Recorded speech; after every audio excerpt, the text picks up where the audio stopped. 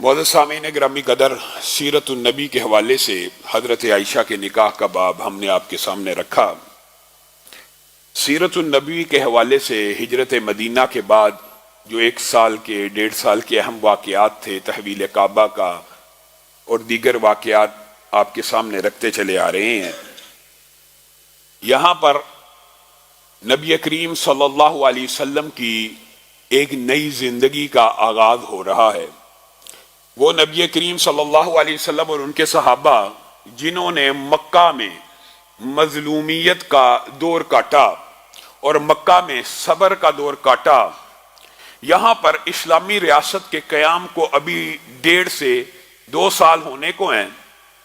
یہاں پہ نبی کریم صلی اللہ علیہ وسلم کے اوپر بعض آیات نازل ہونا شروع ہو گئیں، جس میں اس بات کا اشارہ کیا جا رہا ہے کہ اللہ کے رسول، اگرچہ رسول اللہ صلی اللہ علیہ وسلم کی عمر 55 برس کے قریب ہو چکی ہے، اور آپ کو پتہ ہے بھرپور جوانی کا دور اور ادھیڑ عمری کا دور، جس کو عام فہم میں ہمارے معاشرے میں بھی بھرپور جوانی 20 سے 30 تک، میچور عمر 30 سے 40 تک، اور 40 کے بعد انسان اس زندگی میں قدم رکھتا ہے جس کو ہم کہتے ہیں ادھیڑ عمری کی طرف جانا شروع کر دیتا ہے، اور 55 برس کی عمر بالعموم بڑھاپے کی اور ڈھلتی ہوئی عمر کہلاتی ہے۔ یہاں پہ آپ نے رسول اللہ صلی اللہ علیہ وسلم کی زندگی کے اس پہلو کے اوپر غور کرنا ہے۔ وہ نبی جس نے 55 برس کی عمر تک کبھی تلوار نہیں اٹھائی، کبھی دشمن کو ضرب نہیں لگائی، اللہ رب العزت نے جب آیتوں کو نازل کیا تو اپنی تلوار کو بے نیام کر لیا۔ اس عمر میں بھی نبی کریم صلی اللہ علیہ وسلم کو اللہ کی طرف سے جنگوں والے نبی کا خطاب دیا گیا۔ بعض لوگ یہ سمجھتے ہیں یہ جی نبی کریم صلی اللہ علیہ وسلم کا کیسا ٹرینڈ چل رہا ہے، جنگوں والے نبی۔ جی ہاں، یہ اللہ رب العزت کی طرف سے نبی کریم صلی اللہ علیہ وسلم کو اعزاز بخشا گیا، لیکن یہ بات سمجھنے کی ضرورت ضرور ہے، اور یہ آپ کے لیے بھی روین ہے اور پوری مسلمان امت کے لیے بھی ایک دہرائی ہے کہ وہ نبی جو مکہ میں صبر سے رہے، اسلامی ریاست کا 2 سال مکمل ہونے کو ہیں، تلوار بے نیام کر لی۔ کس وجہ سے؟ یہ وجہ پہلے بھی آپ کے سامنے متعدد مرتبہ رکھی ہے۔ ایک خاص وجہ ہے اپنے ہی رشتہ دار، اپنا ہی کنبہ قبیلہ، اپنے ہی چچا، پورے کے پورے قریشیوں کو اگر آپ غور کریں ایک دوسرے کے رشتہ دار ہیں، انہی میں سے بعض مدینہ میں آئے ہیں، باقی ماموں، پھوپھا، خالو، چچا سارے کے سارے مکہ میں ہیں۔ ایک دوسرے کے سامنے تلواروں کو بے نیام کیوں کیا؟ اگر یہ فلسفہ امت کو سمجھ آ جائے، صرف یہی فلسفہ سمجھ آ جائے، تو معاشرے میں سے شرک کا جنازہ نکل جائے۔ لیکن ہمارے معاشرے میں عجیب قسم کا مغالطہ اور افراتفری پائی جاتی ہے۔ جی مسلمان جی شرک نہیں کر سکتا، جی نبی کریم صلی اللہ علیہ وسلم نے فرمایا تھا مجھے اپنی امت کے اوپر شرک کا خطرہ نہیں ہے۔ یہ جو بعض احادیث کو اختیار کر کر پھیلایا جاتا ہے اور دیگر احادیث کو ترک کیا جاتا ہے، یہ بھی باطل فلسفہ ہے۔ نبی کریم صلی اللہ علیہ وسلم کا یہ فرمان خاص آپ کے صحابہ کی جماعت کے بارے میں تھا، لیکن نبی کریم صلی اللہ علیہ وسلم نے یہ بھی کہہ دیا تھا کہ میری امت یہود و نصارہ کی ایسی پیروی کرے گی اور ان کے قدم بقدم ایسے چلے گی کہ جو وہ کرتے گئے ہیں وہ یہ کرتے جائیں گے، حتیٰ کہ میری امت میں سے بعض قبیلے ایسے ہوں گے۔ آپ کو کسی نے مغالطہ ڈال دیا، معاشرے کے اندر یہ فلسفہ موجود ہے، یہ جی اہل حدیث بڑے سخت ہوتے ہیں، جی یہ دیوبندی بڑے سخت ہوتے ہیں، جی یہ جی توحید پرست بڑے سخت ہوتے ہیں، ہمارے اوپر شرک کے فتوے لگاتے ہیں۔ مسلمان امت میں کوئی شرک نہیں کرے گا، یہ سب سے بڑا جھوٹ ہے۔ نبی کریم صلی اللہ علیہ وسلم نے ارشاد فرما دیا کہ میری امت کے بعض قبیلے ایسے ہوں گے جو مکہ کے مشرکوں کی طرح بتوں کی پوجا بھی شروع کر دیں گے۔ آپ کو کس نے کہا کہ امت کے اندر شرک نہیں آئے گا؟ آپ نے اس شرک کو بڑا لائٹ سمجھا ہوا۔ یہی وہ بنیاد ہے، یہی وہ وجہ ہے جس کی وجہ سے سگے چچا اور بھتیجے، سگے باپ اور بیٹے، ماموں بھانجے، چچا بھتیجے نے آپس میں تلواروں کو بے نیام کیا، اور کوئی وجہ نہیں تھی، صرف یہی ایک وجہ تھی۔ آپ کو یہ بھی مغالطہ ڈالا جاتا ہے یہ مکہ کے جو مشرکین تھے وہ جی بتوں کی پوجا کرتے تھے، صرف بتوں کی پوجا کرتے تھے، بس اور صرف بتوں کو پوجنا ہی شرک ہے، اس کے علاوہ کوئی شرک نہیں، وہ جی اللہ کو رب نہیں تھے مانتے. یہ بھی دنیا کا سب سے بڑا جھوٹ ہے، کیونکہ اس کی نفی، اس کی تردید میں قرآن پاک میں 19 سے زائد آیتیں موجود ہیں جو قریش مکہ سے اور مشرکین مکہ سے اللہ رب العزت نے کلام پاک میں نبی کریم کو مخاطب ہو کے کہا ہے کہ پوچھئے قل من رب السماوات السبع ورب العرش العظیم. ان کفار مکہ سے پوچھ لیجئے آسمانوں زمینوں کا رب کون ہے اور عرش عظیم کا رب کون ہے. قل امن یملک السمع والابصار، کون ہے جو آپ کی قوت سامعہ اور باصرہ کا مالک ہے؟ کن سے پوچھئے؟ کفار مکہ سے. قل لمن الارض ومن فیہا، اس سے بڑی کوئی آیت نازل ہو سکتی ہے؟ کفار مکہ سے پوچھ لیے قل لمن الارض ومن فیہا، زمین و آسمان کے مابین کس کی بادشاہی ہے؟ سیقولون للہ، کفار مکہ بھی کہیں گے اللہ ہی کی ہے. یہ آپ کو کسی نے مغالطہ ڈالا ہوا. آپ کو پتہ ہے نا بیت اللہ کے اوپر جب حملہ ہوا تھا تو اس وقت بھی یہی کہا گیا تھا جو اس گھر کا مالک ہے وہی اس کی حفاظت کرے گا. آپ کو کس نے کہا وہ رب سے متعارف نہیں تھے یا رب کو ماننے والے نہیں تھے؟ دنیا کے اندر کوئی مذہب ایسا نہیں ہے، کوئی مذہب ایسا نہیں ہے جو ایک مافوق الفطرت سپر نیچرل پاور کو نہ مانتا. مذہب کی بنیاد اس عقیدے پہ ہوتی ہے کہ ایک ہستی ہے جو کائنات کا نظام چلا رہی ہے. مذہب کہتے اس کو ہیں. اور جو لا مذہب، بد مذہب، جو لا دین ہوتے ہیں، حقیقت میں صرف وہی رب کا انکار کرنے والے ہوتے ہیں. ورنہ ہر مذہب والا، یہ بات ہو سکتا ہے آپ کے لیے چمبے کی ہو، عیسائیت جی ہاں، یہودیت جی ہاں، ہندو مت جی ہاں، دنیا کے جتنے مذاہب ہیں ان کا عقیدہ اور بنیاد یہ ہوتی ہے ایک سپر پاور ہے، ایک مافوق الفطرت ہستی ہے، ایک ہے. اور اس کو کیا کہتے ہیں؟ توحید ربوبیت. کیا مطلب یہ ہے، یہ ایک ریمائنڈر ہے، یہ ایک ریویژن ہے، کیونکہ ہم دوبارہ سیرت النبی کے اس باب کی طرف بڑھے ہیں جہاں پہ رشتہ داروں نے ایک دوسرے کے خلاف تلواریں نکالنی ہیں. تو ان اسباب کے اوپر بھی غور کرنا چاہیے کہ نکالی کیوں. توحید ربوبیت کا مطلب یہ ہوتا ہے آپ میں سے کسی شخص نے بال کاٹ لیے، آپ میں سے کسی شخص نے ناخن کاٹ لیے، تو یہ نیچرل فطری ہر بندے کا عقیدہ اور گمان ہے نا، یہ ناخن خود بخود بڑھ جانے ہیں، یہ ناخن خود بخود بڑھ جانے ہیں، یہ بال خود بخود بڑھ جانے ہیں. ایک بندہ چاہے کافر ہو، کافر بھی ہو، لا دین بھی ہو، اس کو بھی یہ پتا ہے میں نے بیج مٹی میں ڈالنا ہے، اس کو پانی لگانا ہے، تو کچھ عرصے کے بعد دھرتی کا سینہ چیرتے ہوئے اس بیج نے کومپل کی شکل اختیار کرنی ہے. یہ جو نشو و نما کا سسٹم ہے، بچہ 5 سال کا تھا، قد چھوٹا تھا، 10 15 20 برس کا ہوا، قد بڑھنا شروع ہو گیا. یہ تربیت کا، یہ نشو و نما کا سارا سسٹم، جتنے بھی مذاہب ہیں وہ یہ سمجھتے ہیں کہ ایک ہستی ہے جو یہ سسٹم چلا رہی ہے. اور کفار مکہ کا بھی یہی عقیدہ تھا. اختلاف کس چیز کا؟ اختلاف وہی ہے جو اسلام کی بنیاد ہے اور پہلا رکن ہے. ہمارے معاشرے میں یہ بھی غلط العام ہے، امر بالمعروف کرتے جائیے، کرنا چاہیے، امر بالمعروف کرنا چاہیے، یہ بھی اچھی بات ہے، لیکن آپ صرف پازیٹیو بات کرتے جائیں، جی نیگیٹو نہ کریں. اور بھائیو، اگر امر بالمعروف دین کا ایک فریضہ ہے تو نہیں عن المنکر بھی اسی دین کا حصہ ہے. امر بالمعروف کرتے جاؤ اور نہیں عن المنکر نہ کرنا، یہ بھی آپ کو کسی نے مغالطہ ڈالا ہے. اسلام کی ابتدا، پہلا رکن، اس کی بنیاد نہیں عن المنکر سے ہے. لا الہ الا اللہ، اللہ کے علاوہ کوئی عبادت کے لائق نہیں. معبود شاید کچھ لوگوں کو سمجھ نہیں آتا، زبان سے کہہ دیتے ہیں اللہ کے علاوہ کوئی معبود نہیں. اس کا عام فہم ترجمہ ہے اللہ کے علاوہ عبادت کسی کی نہیں ہو سکتی. اگر زبان سے لا الہ الا اللہ کہہ کے بھی سجدہ غیر اللہ کو کرنا ہے، سجدہ پیر کو کرنا ہے، سجدہ قبر کو کرنا ہے، سجدہ حجر کو کرنا ہے، سجدہ شجر کو کرنا ہے،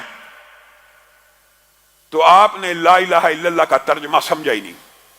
لا الہ الا اللہ. اور بھائی توحید ربوبیت کے اوپر تو اختلاف موجود ہی نہیں. آپ ساری زندگی توحید ربوبیت بیان کرتے رہتے ہیں، پھل بنائے پھول بنائے یہ بھی ٹھیک ہے، ندی نالے جھرنے، کوے کی کائیں کائیں، چڑیوں کا چہچہانا، فصلوں کا لہلہانا، یہ بھی بیان ہونا چاہیے، انکار نہیں کر رہے، لیکن کیا ساری زندگی یہی بیان کرتے رہنا ہے؟ جو وجہ اختلاف ہے، جو نقطہ اعتراض ہے، اس کو بیان نہیں کیا جاتا۔ لا الہ الا اللہ، اختلاف تو یہ تھا کہ عبادت کا کوئی بھی فعل اللہ کے علاوہ کسی کی ذات کو لائق نہیں۔ اور میرے بھائیوں، کتنی عام فہم بات ہے، عبادت کیا ہے؟ سجدہ عبادت ہے کہ نہیں؟ رکوع عبادت ہے کہ نہیں؟ ذکر عبادت ہے کہ نہیں؟ دعا سب سے زیادہ شرک کا جو دباچہ ہے وہ اس باب کے اندر ہے۔ دعا عبادت ہے، عبادت کی سردار ہے، مخ العبادہ ہے۔ میں بریلوی علماء کی ان کی قدر کرتا ہوں جنہوں نے یہ فتوے دیے کہ قبر کو سجدہ حرام ہے، ٹھیک ہے، مانتے ہیں، آپ نے درست فتویٰ دیا، لیکن آپ معاشرے کے اندر جہالت دیکھ لیجئے، مزاروں پہ چلے جائیے، آپ نے فتویٰ تو دے دیا کہ قبر کے اوپر سجدہ نہیں ہونا چاہیے، لیکن ایمانداری سے بتلائیے کہ وہاں پہ سجدے ہو رہے ہیں کہ نہیں ہو رہے؟ ہو رہے ہیں۔ قبر کو سجدہ تو دور کی بات ہے، زندہ انسانوں کو آپ سوشل میڈیا کے اوپر ویڈیوز دیکھ لیجئے، زندہ انسانوں کو سجدے ہو رہے ہیں، پیر صاحبوں کو سجدے ہو رہے ہیں، اور پھر کبھی ان سے بحث ہو جائے ان کے بعد دلائل ہیں ماشاءاللہ، جی فرشتوں نے آدم کو سجدہ کیا تھا، جی یوسف کو ان کے باپ بھائیوں نے سجدہ کیا تھا۔ اب آپ خود بتلائیں، جب عقل کے اوپر ایسا پردہ پڑ جائے، پرانی شریعتوں میں اللہ رب العزت نے اگر تعظیم کے لیے کچھ چیزیں روا رکھی تو امت محمدیہ کے اوپر اس سجدے کو تعظیم کے لیے بھی حرام کر دیا، کیونکہ نبی کریم صلی اللہ علیہ وسلم نے ارشاد فرما دیا، ایک بندے نے رسول اللہ صلی اللہ علیہ وسلم کو آگے سجدہ کر دیا، عبادت کا نہیں، معبود مان کے نہیں، تعظیم کے لیے، احترام کے لیے، رسول اللہ صلی اللہ علیہ وسلم نے کہا سر اٹھاؤ، سر اٹھاؤ، یہ کیا کر رہے؟ اگر میں محمد صلی اللہ علیہ وسلم اپنی امت میں کسی کو احترام کا، تعظیم کا سجدہ کرنے کی اجازت دیتا تو بیوی کو اجازت دیتا کہ اپنے خاوند کو سجدہ کر لے۔ اگر احترام کا، تعظیم کا، عزت کا سجدہ بیوی کے لیے اس امت محمدیہ اور شریعت میں جائز نہیں ہے، پیر صاحب آپ کے لیے جائز ہو گیا ہے؟ یہ کس قدر ناروا بات ہے، یہ کس قدر جسارت ہے۔ عبادت کا کوئی بھی فعل، یہ تو تعظیم کی بات ہے، تعظیم کے لیے جائز نہیں ہے، اور آپ حیران رہ جائیں گے لوگ عبادت کے لیے بھی کر رہے ہوتے ہیں۔ اسی طرح معاشرے میں بہت بڑا غلط العام ہے، بہت بڑا غلط العام ہے، اور اس کے اندر جہالت کا عذر چلتا ہے، اکثر لوگ نہیں جانتے یہ معاملات کو، لیکن یہ شرک کے دباچے ہیں، یہ ابتدا ہے۔ میرے بھائیوں، کتنی صاف ستھری، سیدھا سچا، روشن دین ہے۔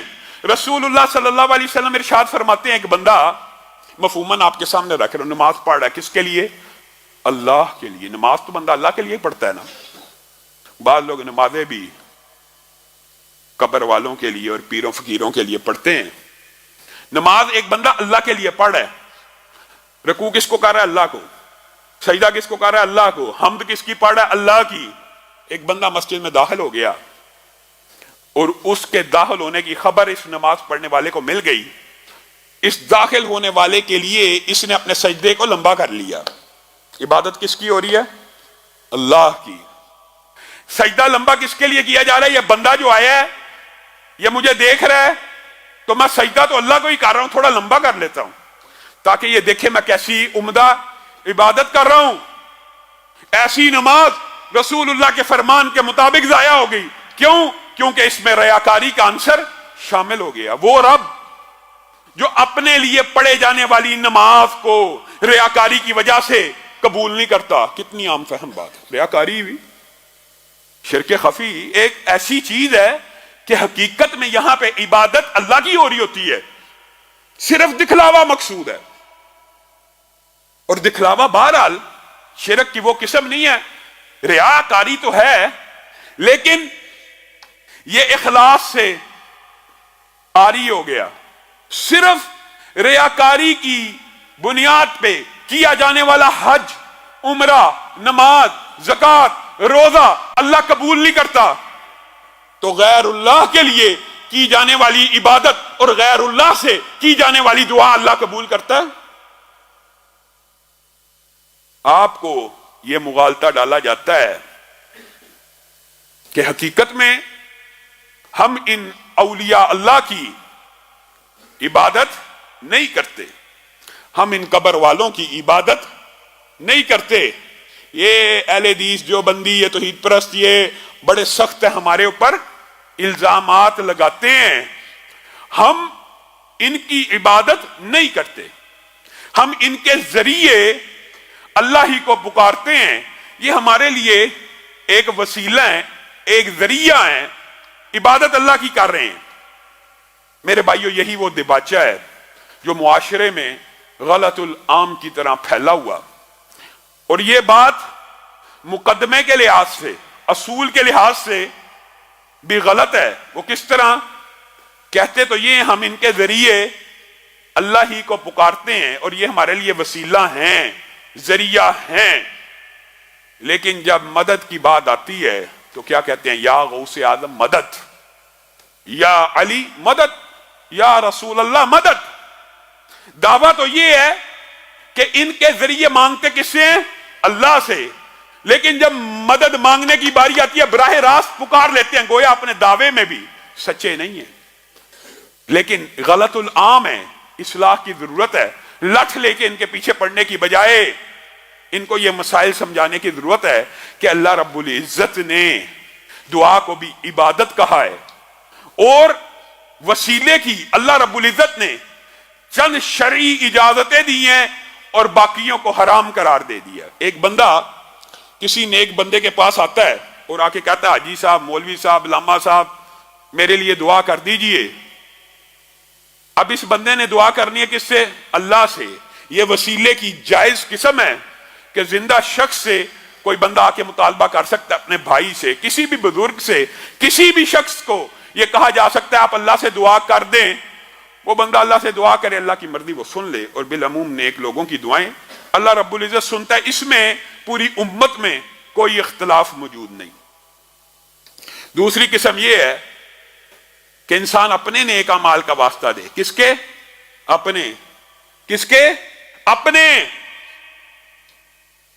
अल्लाह ताला फलां कारी साहब बड़े नेक हैं, उनकी नेकी की वजह से मुझे माफ कर दे, इसकी इस्लाम में कोई गुंजाइश नहीं। अल्लाह ताला, मैंने जो 5 वक्त नमाज आज पढ़ी है मस्जिद में फर्ज, अगर आप समझते हैं कि खालिद साहब की रजा के लिए पढ़ी है, मेरा ये काम कर दीजिए। अगर आप समझते हैं मैंने ये कुरान पाक खत्म किया, आपके लिए किया है, मेरा ये काम कर दीजिए। अगर आप समझते हैं मैंने ये नेकी किया और ये सारे का सारा वाकया आपने बचपन में गार वालों का किस्सा पढ़ा हुआ है, तीनों ने अपनी अपनी नेकियों का वास्ता दिया, अपनी अपनी नेकियों का जो अल्लाह के लिए की हुई है। किसी ने ऐसा वास्ता दिया कि फलां पीर साहब फलां ने बड़ी नेकियां की हैं, अल्लाह उसके लिए मुझे माफ कर दे। नेकियां तो उसने की हैं, तेरा काम उसकी नेकियों के बदले हो रहा है। यह मुगालता है जो डाला जाता है। इसी तरह तीसरी किस्म यह है कि अल्लाह के खूबसूरत अस्मा है, उनके जरिए अल्लाह को पुकारा जाए।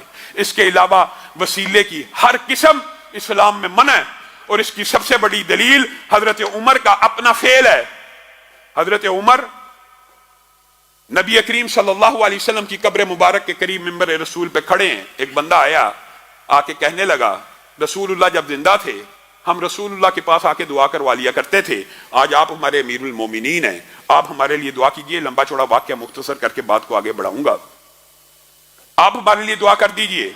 यह है दुआ का वसीला, किसी से दुआ करवाई जा सकती है। अगर इस्लाम में जात का वसीला जायज होता तो हजरत उमर कहां खड़े हैं? मस्जिद नबवी के अंदर खड़े हैं, कब्र मुबारक के पास खड़े हैं और कह सकते थे रसूलुल्लाह सल्लल्लाहु अलैहि वसल्लम आपके वास्ते से, आपके जरिए से, आपके तरीके से, आपके वसीले से हम रब ताला से दुआ करते हैं। क्या कहा? कहा चचा अब्बास को बुलाया जाए, बड़े मुस्तजाबुद दावात हैं, हाथ उठाते हैं, अल्लाह ताला उनकी दुआ को रिजेक्ट नहीं करता। یہاں پہ چچا عباس سے دعا کروائی گئی کہ رسول اللہ سے کروائی گئی؟ کسی صحابی نے رسول اللہ کے جانے کے بعد رسول اللہ کے وسیلے سے ذریعے سے دعا کروائی ہو؟ نہیں، ثابت ہی نہیں۔ وسیلے کی وہ قسمیں جو شریعت سے ثابت ہیں وہ یہی تین ہیں، یہی دباچہ ہے۔ اور یہ بات میں اپنی طرف سے نہیں کہہ رہا، یہ قرآن پاک کی دو آیات ہیں جو آپ کو یاد کرنی چاہیے۔ سورۃ زمر آیت نمبر 3، والذین اتخذوا من دونہ اولیاء، قیامت تک یہ جو دباچہ شرک کا، یہ جو ابتدائیہ شرک کا، قیامت تک جو احباب اس کام میں ملوث ہوں گے، والذین اتخذوا من دونہ اولیاء، جو اللہ کے علاوہ یہ اللہ کہہ رہا ہے، میں نہیں کہہ رہا، کسی مولوی کا فتویٰ نہیں ہے، اللہ کے علاوہ اور اولیاء بناتے ہیں، اپنے مددگار بناتے ہیں، وہ ایک ہی مقدمہ پیش کریں گے۔ وہ مقدمہ بھی اللہ نے بیان کیا، ان کے الفاظ سے سمجھ جانا وہ کیا مقدمہ ہے۔ ما نعبدہم، ہم ان کی عبادت نہیں کرتے، الا لیقربونا الی اللہ زلفیٰ، ہم ان کی عبادت نہیں کرتے، یہ ہمیں اللہ کے قریب کرنے والے ہیں۔ اللہ تعالیٰ نے وسیلے کی ساری قسموں کے اوپر جو غیر شرعی ہے کیسا کڑایا چڑھا ہے، کیسا رد کیا ہے۔ والذین اتخذوا من دونہ اولیاء، جو اللہ کے علاوہ مددگار پکڑتے ہیں وہ یہ کہیں گے ہم ان کی عبادت نہیں کرتے، ما نعبدہم الا لیقربونا الی اللہ زلفیٰ، یہ ہمیں ہمارے رب کے قریب کرنے والے ہیں۔ یہی کفار مکہ کا مقدمہ تھا۔ یہ جو نیک لوگوں کے ہم نے بت بنائے ہوئے ہیں، تمثیلیں بنائی ہوئی ہیں، ہم ان بتوں کی عبادت نہیں کرتے، ان کے پیچھے جو شخصیات ہیں وہ اللہ کی مقرب ہیں، ان کے ذریعے ہم اللہ کے قریب ہوتے ہیں۔ اور لوگوں کیا ہو گیا، مجرد مٹی کی بھی کبھی پوجا ہوئی ہے؟ بعض لوگ جو مجرد مٹی کی بھی پوجا کرتے ہیں اس کی بھی ہسٹری ہوتی ہے، یہ کربلا کی مٹی ہے، یہ فلاں کی مٹی ہے، اس کے پیچھے بھی ایک داستان ہوتی ہے۔ یہ جو بتوں کی پوجا ہوتی ہے، رام کا، فلاں کا، یہ شخصیات ہیں جن کے بت اور تمثیلیں بنائی گئی ہیں، ان کو نیک سمجھا جاتا ہے۔ اور قرآن پاک میں جتنے بھی بتوں کے نام مذکور ہیں، اور آپ کے علم میں یہ بات ہونی چاہیے کہ لات، منات وغیرہ یہ سارے کے سارے، حتیٰ کہ صحیح حدیث میں آتا ہے حاجیوں کو ستو گول کے پلایا کرتا تھا، چلا گیا اس کی تمثیل بنا لی، اس کو بھی ولی اللہ مان کے اس کے ذریعے عبادات کا دھندا شروع کر دیا۔ بنیادی طور پہ بات یہ ہے وَيَعْبُدُونَ مِن دُونِ اللَّهِ مَا لَا يَضُرُّهُمْ وَلَا يَنْفَعُهُمْ، یہ عبادت کرتے ہیں ان کی جو نہ نفع دے سکتے ہیں نہ نقصان۔ یہ جی آیتیں صرف جی بتوں کے بارے میں ہیں۔ وَيَقُولُونَ هَؤُلَاءِ شُفَعَاؤُنَا، یہ ہمارے سفارشی ہیں عند اللہ، اللہ کے ہاں۔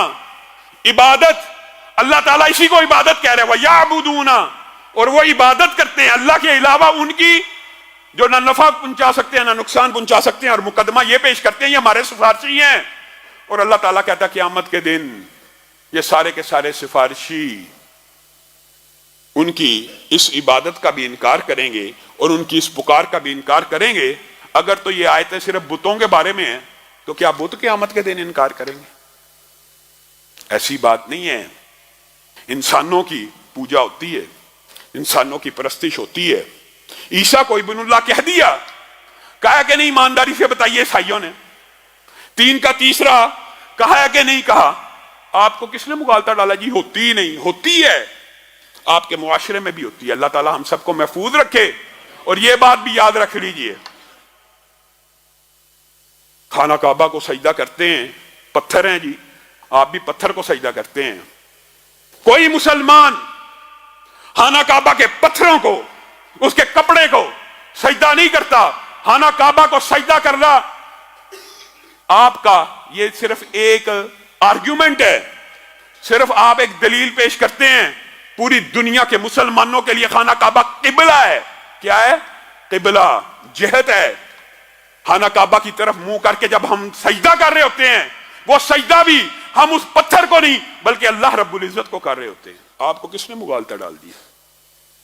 جی وہ پتھر کے اوپر چادر پڑی ہوتی ہے، وہاں منہ کر کے آپ سجدہ کرتے ہیں، وہاں پہ بھی سجدہ رب تعالیٰ کو ہو رہا ہوتا ہے. صحیح حدیث کے الفاظ ہیں, جو بندہ قبلہ روح ہو کر رب کو سجدہ کرتا ہے سر تو اس کا زمین پہ ہوتا ہے, لیکن حقیقت میں وہ سر اللہ اتنا بلند کر دیتا ہے کہ رب کے قدموں میں آ جاتا ہے.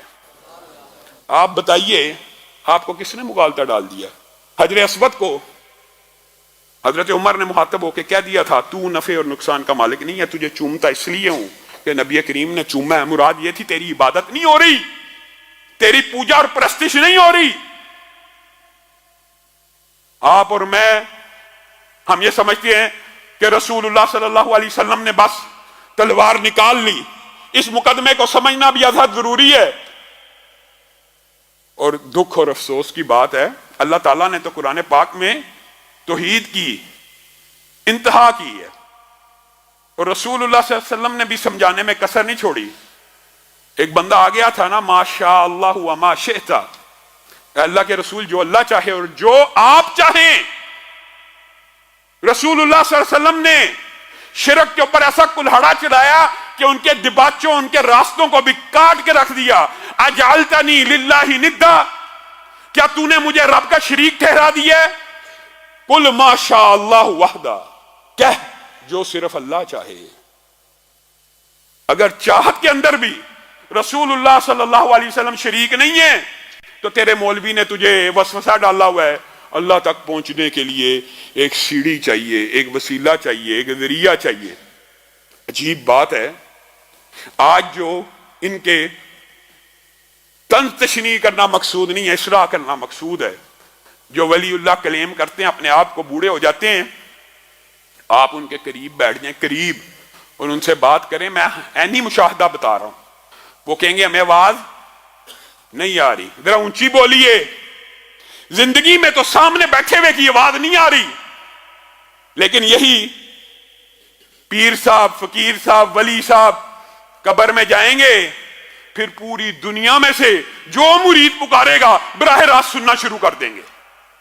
سامنے بیٹھے کی آواز نہیں آ رہی, اور قبر میں جانے کے بعد پوری دنیا سے بھی جو مرضی پکار ندا صدا لگائے گا سن بھی لیں گے. یہ تو عجیب قسم کی زندگی ہے, عجیب قسم کا مغالطہ ہے. اور اللہ رب العزت نے قرآن پاک میں اس بات کو جتنا ناپسند کیا, انشاءاللہ اسی حوالے سے آئندہ آنے والے خطبے میں, اور رسول اللہ صلی اللہ علیہ وسلم کی سیرت کا یہ جو پہلو ہے جس کو بیان کرنا آج ممبر سے سب سے مشکل ہے. آج جہاد کا نام لیا جائے, تلوار کو بے نیام کرنے کا ذکر کیا جائے. انشاءاللہ سیرت کے اندر یہ باب ہم تفصیل سے پڑھیں گے, اور سیرت النبوی ہجرت مدینہ کے بعد ساری کی ساری جہاد سے راستہ اور جہاد سے مزین ہے. اللہ رب العزت جو کہا گیا, جو سنا گیا, اس کو سمجھنے کی توفیق عنایت فرمائے.